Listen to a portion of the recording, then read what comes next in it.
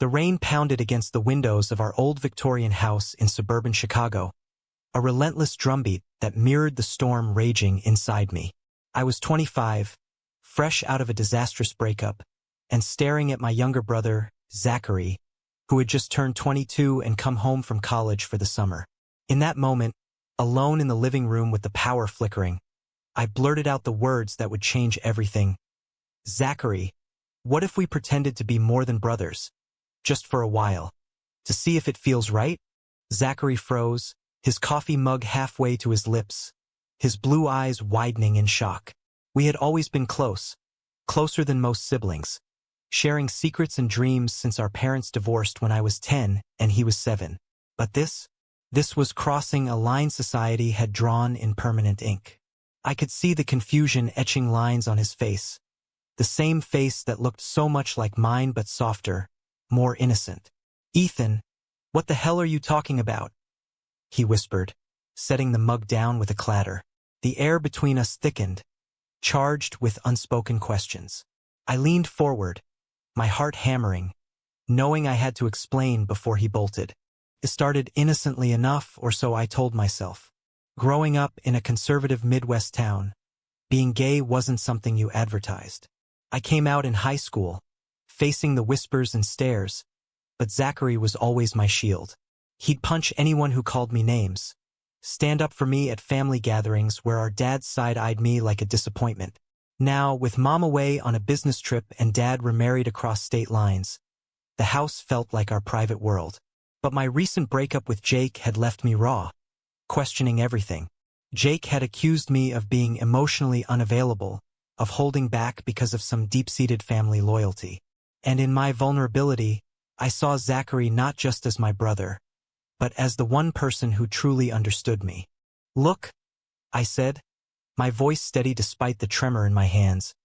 "I'm not saying we do anything crazy, but think about it. Society tells us family love has limits, but what if those limits are bullshit? We've always been each other's everything. What if exploring that could heal us both?" Zachary shifted uncomfortably on the couch, his athletic build, honed from college soccer, tensing up. He ran a hand through his messy brown hair, a habit he'd had since childhood. "Ethan, this sounds like you're asking for something romantic. We're brothers. That's not just taboo. It's wrong." His words stung, but I pressed on, logic weaving through my emotions like a lifeline. We talked late into the night, the rain easing to a drizzle. I shared stories of my struggles in the gay community, how hookups felt empty, how I craved a connection that went beyond the physical. Zachary opened up too, admitting his straight relationships in college had fizzled because he felt disconnected, always comparing them to our bond. "You're the only one who gets me," he confessed, his voice cracking. By dawn, we hadn't agreed to anything, but the seed was planted. The next day, as we grabbed breakfast at our favorite diner, the tension lingered. Patrons chatted about local politics, oblivious to our internal earthquake. Zachary avoided my eyes, but when our knees brushed under the table, neither of us pulled away. The conflicts started small. Our cousin Sarah dropped by unexpectedly, her sharp eyes noticing the awkward silences. "You two fighting?" she asked, plopping down with a bag of groceries Mom had asked her to deliver. We laughed it off, but inside, I panicked. What if word got out? In a town where church billboards preached traditional values, even a rumor could destroy us. Zachary, ever the pragmatist, suggested we drop it. "This is insane, Ethan. We can't risk everything for a what if." But I couldn't let go. That evening, walking through Grant Park under the city lights, we'd driven into Chicago to clear our heads. I took his hand. He didn't resist at first, but then yanked away when a group of tourists passed. "See? This is what happens," he hissed. "Society isn't ready for us." Yet the pull grew stronger. Over the next week, we tested boundaries subtly. Shared glances over dinner, late-night talks that veered into hypotheticals. "If we weren't related, would you date someone like me?" I asked one night, lying on the floor staring at the ceiling fan. Zachary paused, then whispered, "Probably. You're everything I admire." Those words ignited hope, but also fear. Our dad's call that weekend amplified it. "How's my boys?" he boomed over the phone, his voice laced with that old-school machismo. We lied, saying everything was fine, but the guilt gnawed at me. Was I dragging Zachary into my mess? The first real clash came at a family barbecue. Uncle Mike, a vocal conservative, ranted about the gay agenda ruining America.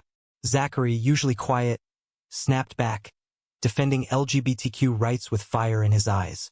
I watched, proud but terrified. He was doing it for me, but it drew attention. Later, alone in the garage, he confronted me. "This is your fault. You're making me question everything." Tears welled up, and in that moment, I hugged him, feeling his heart race against mine. It wasn't just brotherly anymore. It was electric, confusing. As the sun set, we sat in silence, the weight of societal norms pressing down. How could something that felt so right be so condemned? By the end of that week, Zachary suggested we take a road trip to escape the pressure. "Just us, no judgments," he said. I agreed, packing the car with snacks and old playlists. As we drove toward the Wisconsin border, the landscape blurring, conversations deepened. He admitted curiosity about his own sexuality, sparked by our talks. "Maybe I'm not as straight as I thought," he murmured, staring at the horizon. My heart soared, but doubt crept in. Was I influencing him unduly? The radio blared debates on same-sex marriage, reminding us of the broader fight. In a motel that night, sharing a room to save money, the air hummed with possibility. We didn't cross lines, but the unspoken offer hung there, tempting. The road stretched endlessly before us, cornfields giving way to rolling hills as we ventured deeper into Wisconsin. Zachary gripped the wheel, his knuckles white, while I fiddled with the radio, landing on a station playing indie folk songs about lost loves. "This feels like running away," he said, glancing at me with a mix of excitement and apprehension. I nodded, the weight of our conversation from the night before still heavy. In the motel, we talked until 3 a.m., dissecting our feelings like a puzzle we couldn't solve. "If we pursue this," I'd said, "we have to be honest about the risks: family rejection, social ostracism." Zachary had agreed, but his eyes betrayed a spark of defiance. Our first stop was a small-town diner, where locals eyed us curiously, two young men traveling alone. As we ate pancakes, an older couple at the next table struck up conversation. "You boys brothers? You look alike." We exchanged glances, and Zachary said yes, but his voice wavered. Later, walking by a lake, he admitted, "Lying feels wrong, but telling the truth? Impossible." I took his arm, pulling him close. "Maybe we don't need labels yet." But inside, conflict brewed. Society's expectations loomed like storm clouds. Marriage equality was law, but brotherly love? That was a taboo even the most progressive shunned. Back on the road, arguments flared. "What if this is just a phase for you?" I accused, fear lacing my words. Zachary pulled over, slamming the brakes. "A phase? Ethan, you're my brother. This isn't casual." His anger stemmed from hurt, I realized, mirroring my own insecurities. We sat there, engine idling, until he reached for my hand. "I'm scared too." That vulnerability bridged the gap, and as we drove on, we shared stories of past heartbreaks. Mine with Jake, his with a college girlfriend who cheated. "She never understood me like you do," he said softly. Arriving in Madison, we checked into a budget hotel near the university. The city buzzed with liberal energy. Pride flags waving, students debating politics. Felt like a safe haven. That evening, at a local bar, we blended in, laughing over drinks. A guy approached, flirting with Zachary, who politely declined. "Why'd you turn him down?" I asked later, jealousy twisting my gut. "Because I'm figuring this out with you," he replied, his gaze intense. In the room, we sat on the bed, inches apart. No kisses, no touches beyond comfort, but the emotional intimacy deepened. "Society says this is wrong," he murmured, "but my heart disagrees." The next day, exploring the Capitol building, We overheard a protest against anti-LGBT bills. It ignited passion in us. See? People fight for love every day, I said. Zachary nodded, but doubt flickered. But our love? It's different. Incestuous, even if emotional.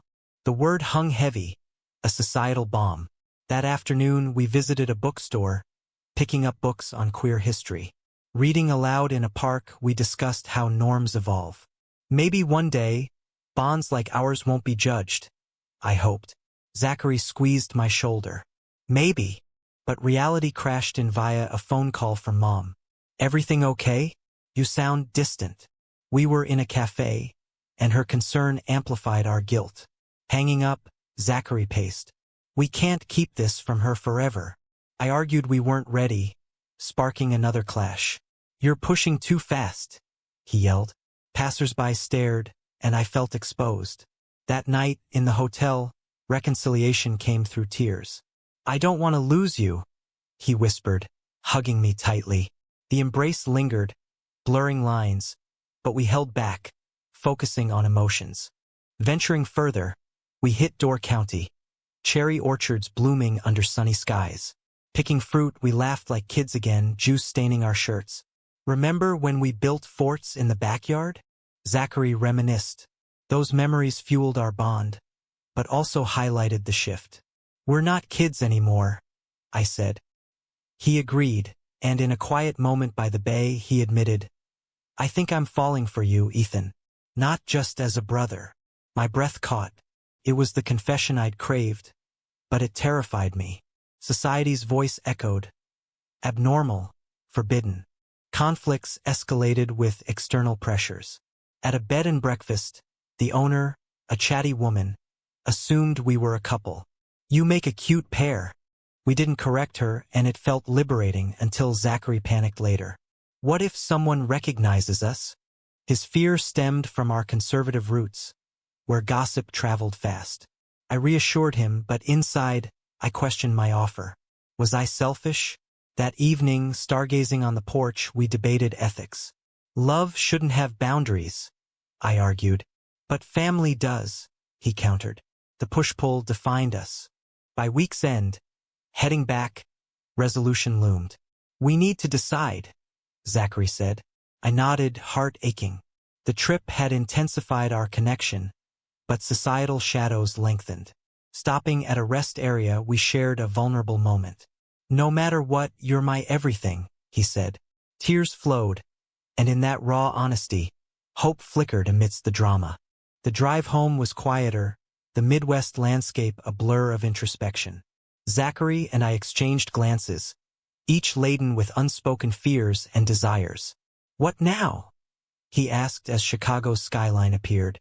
I had no easy answer.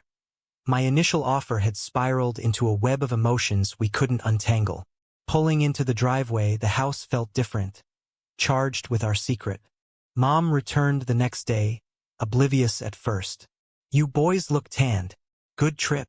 We nodded, but tension simmered. Over dinner, she chatted about work, but her eyes narrowed at our awkward silences. Something's up. Zachary choked on his water, and I jumped in with a lie about car trouble. Later, in his room, he whispered, This is eating me alive. I sat beside him, our shoulders touching. We can stop, I offered, though it pained me. He shook his head. I don't want to. The societal clashes intensified. At work, I was a graphic designer in the city. Colleagues discussed pride events. Bring your brother, one said. I smiled weakly, imagining the scandal. Zachary, job hunting, faced similar pressures. Interviewing at a tech firm, he overheard homophobic jokes. Made me think of you, he texted. That night, we vented. Society accepts gay love, but not ours, he said bitterly. I agreed, pulling up articles on taboo relationships. Reading them fueled debates. Some cultures accept it, I pointed out. But not here, he retorted. Family dynamics added fuel. Dad invited us to his place in Indiana for a weekend. Bring dates if you have them, he joked. Panic set in. We can't go like this, Zachary fretted. I suggested skipping, but he insisted on facing it. The drive there was tense. At Dad's, his new wife fussed over us, but Dad's questions probed. Ethan, still single? Zachary, any girls? We dodged, but during a backyard grill, Uncle Mike showed up, spewing rhetoric about family values eroding. Zachary exploded. Love is love, Uncle. The argument escalated, Dad intervening awkwardly. Later, alone, Zachary cried. This is what we'd face times 10. In the guest room, sharing a bed like old times, emotions peaked. I love you, Ethan. More than brothers should. His words shattered barriers, but fear followed. What if we're wrong? I held him, whispering assurances. No physical lines crossed, but the intimacy was profound. Driving back, we strategized. We keep it private, I said. Zachary agreed, but doubt lingered. Back home, friends complicated things. My buddy Chris invited us to a party. Ethan's +1 is always Zachary, he teased. At the event, alcohol loosened tongues. A girl flirted with Zachary, and jealousy surged in me. He brushed her off, but later confessed. It felt wrong. We left early, walking through the night. Society pushes us apart, I said. He nodded, taking my hand in the shadows. The turning point came with a community event, a LGBTQ panel discussion. We attended anonymously. Speakers shared stories of overcoming taboos. One mentioned consensual adult relationships beyond norms. It's about consent and love, they said. Zachary squeezed my knee. Afterward, exhilarated, we discussed. Maybe we're not monsters, but reality hit when Sarah called, sensing something. You two are acting weird. We denied, but paranoia grew. Mom confronted us days later. I found your notes. Road trip plans, emotional stuff. We froze. Are you involved? Her voice trembled. Tears flowed as we confessed partially. We're exploring our bond, I said. She recoiled. That's not right. Society, family. Think of the shame. The argument raged, her love clashing with norms. I support you being gay, Ethan, but this? Zachary defended us. It's our choice. She stormed out, leaving us devastated. In the aftermath, we clung together. Was it worth it? Zachary asked. I nodded, but the pain was real. Societal rejection loomed, but our connection strengthened. As weeks passed, whispers spread, cousins gossiping, friends questioning. We faced isolation, but also moments of joy. Picnics in secluded parks, shared dreams of a future unbound. The fallout from Mom's discovery rippled through our lives like aftershocks. She moved to a hotel temporarily, sending texts begging us to think rationally. Society will destroy you, she wrote. Zachary and I hunkered down, the house a fortress against judgment. We can't hide forever, he said one evening, staring at family photos. I agreed, pulling him into a hug. Our bond, once simple, now a battlefield of emotions. Work became a refuge and a curse. My boss noticed my distraction, suggesting time off. Personal issues, I mumbled. Zachary landed a job, but orientation included diversity training that highlighted acceptable relationships. Felt like a slap, he told me later. We vented over takeout, logic clashing with feelings. Ethically, if no harm, why not? I argued. But society defines harm, he countered. Debates like these defined our nights, deepening our understanding. Family intervention loomed. Dad called, furious after Mom confided. What the hell is going on? We drove to Indiana, bracing for war. At his house, accusations flew. This is incestuous madness, Dad yelled. Uncle Mike nodded smugly. Zachary stood tall. It's love, Dad. Pure and simple. Tears streamed as Dad disowned us temporarily. Get help. Driving back, silence reigned until Zachary spoke. Worth fighting for? I nodded fiercely. Friends' reactions varied. Chris, supportive of my sexuality, balked. Brothers? That's crossing lines. Others distanced themselves. Isolation hit hard, but it forged us closer. We attended underground support groups for unconventional relationships, hearing stories that mirrored ours. "You're not alone," one member said. It bolstered us, but societal stigma persisted. News articles on taboo loves sparked online hate. A major conflict arose when Zachary's job discovered rumors. A coworker confronted him. "Is it true?" He denied, but stress mounted. "I might quit," he said. I encouraged resilience. "We're redefining norms." That night, in vulnerability, he admitted fears of regret. "What if society breaks us?" I reassured, our emotional tether unbreakable. Mom returned, tentative reconciliation brewing. "I love you both, but this hurts." We talked for hours, explaining our journey. "It's not physical, it's soul deep," I said. She listened, tears falling. Society changes slowly, progress but fragile. Zachary and I celebrated privately, a quiet dinner symbolizing hope. External pressures peaked at a town hall meeting on family rights. Conservatives railed against deviant behaviors. We attended, speaking up anonymously via notes. Backlash online followed, doxing threats. "This is dangerous," Zachary fretted. I agreed, but defiance grew. Love wins. As summer waned, choices loomed. "Move away," I suggested. Zachary considered. "Start fresh." But roots tugged. In a park, under autumn leaves, he said, "I choose you, Ethan." Joy mingled with sorrow, the price of our bond. Autumn leaves crunched under our feet as we walked through the neighborhood, hands brushing discreetly. The months since my offer had transformed us, from tentative exploration to committed defiance. But peace was elusive. Society's grip tightened. Mom, slowly accepting, hosted awkward dinners. "As long as you're happy," she said, though worry etched her face. Dad remained distant. Occasional calls laced with pleas to normalize.